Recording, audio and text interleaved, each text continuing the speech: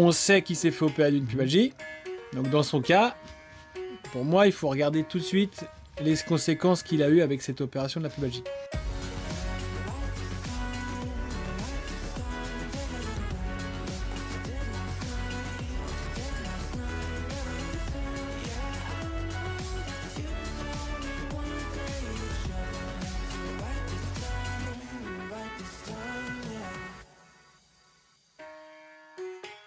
Le malheureux Presnel Kimpembe est tombé au PSG avant la 20e minute de jeu en se retournant sur une balle en profondeur olympienne. Il est tombé, lui, le vice-capitaine du PSG. On est chez Ben Illouz, bien sûr, ostéopathe pour le brancard, comme d'habitude. Ça va, Ben? Ça va, très bien. En 3 questions aujourd'hui. Est-ce que ça aurait pu être prévenu, cette blessure, la prévention des blessures? Comment faut faire donc quand on a ce type d'opération? Il vient de se faire opérer cette semaine, donc, Presnel, parce qu'il faut aller vite. Et puis, donc, comment il va revenir? Est-ce qu'on revient bien de ce type de blessure? Une rupture du tendon d'Achille.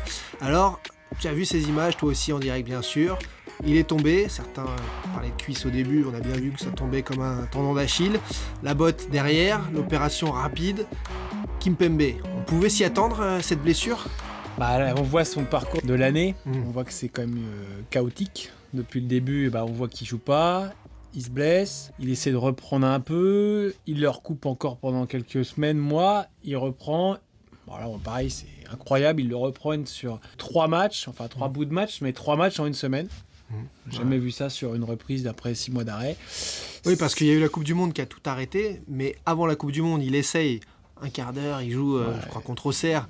En fait, le test n'est pas concluant et on nous fait passer le message pour nous dire qu'il a pas voulu faire une umtiti, c'est-à-dire qu'il voulait pas trop forcer, il voulait pas aller trop loin pour son corps et donc il s'est mis en retrait de la Coupe du Monde pour soigner ce tendon d'Achille. Ça fait 3, 4, 5 ans, on nous dit qu'il a des douleurs récurrentes d'inflammation. Ça veut dire quoi? Ça veut dire qu'on pouvait s'y attendre à ce que ça se casse? C'est le corps qui t'alerte quand tu as une inflammation comme ça qui t'avient. Bon, normalement, il faut s'arrêter. Bon, le problème du footballeur, c'est qu'il ne doit pas s'arrêter parce qu'on a besoin de lui tout de suite. Il a peur de perdre sa place. Voilà. Et puis il coûte de l'argent, donc d'un côté, il y en a un qui veut jouer parce qu'il y a son contrat à faire, il y a l'autre qui dit il faut jouer parce que de toute façon, il coûte de l'argent. Ouais. Donc des deux côtés, ça joue. Donc qu'est-ce qui se passe? Là, on commence par mettre un peu repos, anti-inflammatoire, on commence à prendre. Alors, le bide défoncé, machin, bon, ça c'est la classique. Ça passe pas, on continue à attendre, on infiltre. Après, alors maintenant, c'est là où je suis pas trop d'accord, c'est qu'on essaie de faire de l'excentrique, souvent on essaie de renforcer alors qu'on a une tendinite. Donc on est en inflammation, on renforce un muscle qui est tendu, qui est enflammé, on le renforce par-dessus pour normalement renforcer le tendon. Bon, c'est cata. Donc ça marche pas. Ça marche pas. Alors je ne sais pas le cas de Presnel, mais maintenant aussi il s'amuse à faire des PRP dessus. D'accord. Donc on te prend du sang, on te le réinjecte à l'intérieur. Aléatoire. Très moyen. Le placebo, c'est 20%. Donc, si c'est en dessous, c'est... Bon. Ou même un peu au-dessus, c'est pas bon. Alors, qu'est-ce qu'on doit faire? Le problème, c'est que déjà, tant qu'on ne sait pas d'où ça vient le problème, on ne peut pas s'amuser à attendre ou mettre des cachets ou des infiltrations à tout va, parce que ça va... C'est mettre du froid sur un truc qui brûle, oui, mais si on ne sait pas où il y a le foyer, ça ne sert à rien, en fait. D'accord. Donc, il faut trouver l'origine du problème. Dans ce cas-là, on voit quand même que là, depuis un petit moment, ça commence à être fragile. Il se pète l'ischio, il se pète un peu de partout. On sait qu'il s'est fait opérer d'une pubalgie. Donc dans son cas, pour moi, il faut regarder tout de suite les conséquences qu'il a eues avec cette opération de la pubalgie. D'accord. Donc des déséquilibres au niveau du corps. Voilà, le corps qui est pas équilibré, qui crée des tensions sur les appuis, sur le dos, tout ça. Il y a des alertes. Parce que le tendon d'Achille, c'est le dernier maillon de la chaîne, un petit peu avec le pied, quoi. C'est ça. Ceux qui ont des douleurs au tendon d'Achille, regardez, souvent, votre mollet, il est dur et vous avez mal au dos. C'est tout le temps la même chose. D'accord. Donc le problème, c'est que si on fait que le mollet, ou le tendon, encore pire, en fait, soit ça revient tout le temps, soit on règle même pas le problème. Quand tu t'entraînes tous les jours avec des crampons, c'est injouable. Quand ça chauffe, tu vas toujours un peu mieux. Ceux qui nous regardent, vous avez toujours pendant le match, ça tient. Puis alors, le lendemain du match, le soir, le lendemain, vous marchez même plus, vous marchez sur des œufs. Et le repos, ça sert à quelque chose dans ces cas-là? Ça va diminuer la douleur du match, par exemple, ou de l'entraînement. Et le profond n'est pas réglé. Dès qu'on reprend, ça reprend. Dès qu'on reprend fort, ça reprend. Et donc là, Kimpembe qui lâche un soir de stress, de match à haute tension, de forte intensité, après une reprise, en effet, tu juges d'ailleurs un peu en sur-intensité puisque 3 matchs dans la semaine.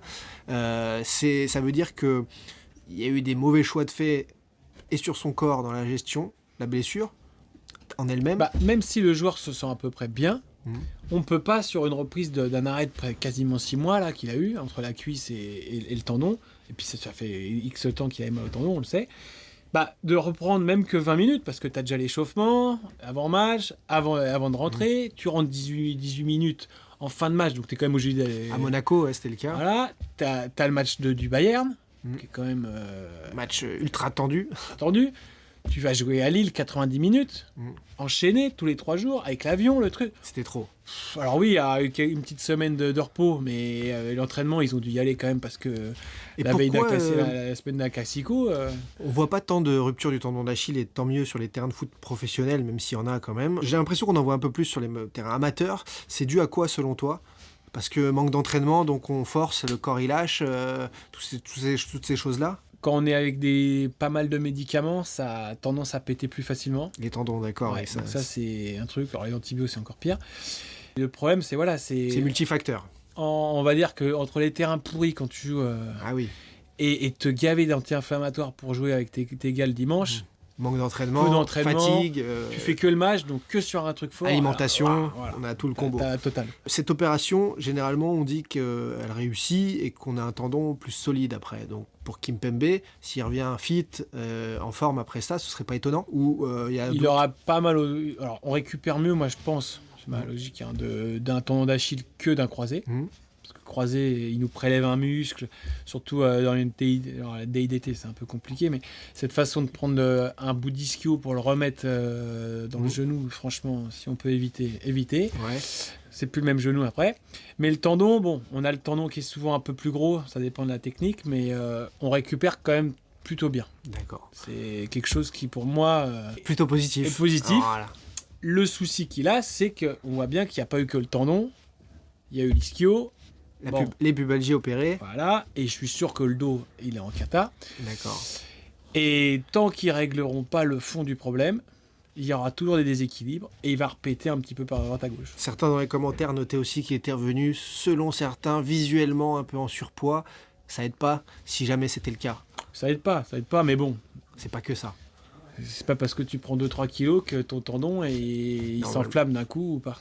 D'accord, donc c'est parce que ça a beaucoup trop duré et tiré sur la corde concernant Presnel. Mais après, c'est des appuis. Quand votre appui est toujours sur le même endroit et tire toujours, et on force beaucoup plus sur la même zone, par exemple si le mollet est tout le temps en appui, si en plus il y a quelque chose qui tire au-dessus parce que le déséquilibre il est de plus haut, en fait tout l'appui, la pression va appuyer toujours au même endroit, donc il y a une inflammation. Et ben voilà, vous en savez plus désormais les amis sur ces problèmes de tendon d'Achille. Le cas Presnel Kimpembe, certainement géré de façon difficile parce qu'il y avait forcément pour pas en arriver là d'autres choses à faire. En tout cas, très bon rétablissement à lui. Et après l'opération, la rééducation commence. Force à lui, force à tous ceux qui ont eu ce type de blessure. J'espère que vous avez appris plein de choses avec Ben, comme d'habitude, le El Mago. Voilà, c'est pas toi qui le dis, c'est moi. Ce sont les gens, les patients, etc. On se retrouve très vite dans le brancard. N'hésitez pas à partager pour faire monter l'algorithme, à poster des commentaires et à liker comme d'habitude, vous connaissez. Et à très vite aussi en direct dans le prochain Dash Foot. Allez, bye bye les amis. Salut.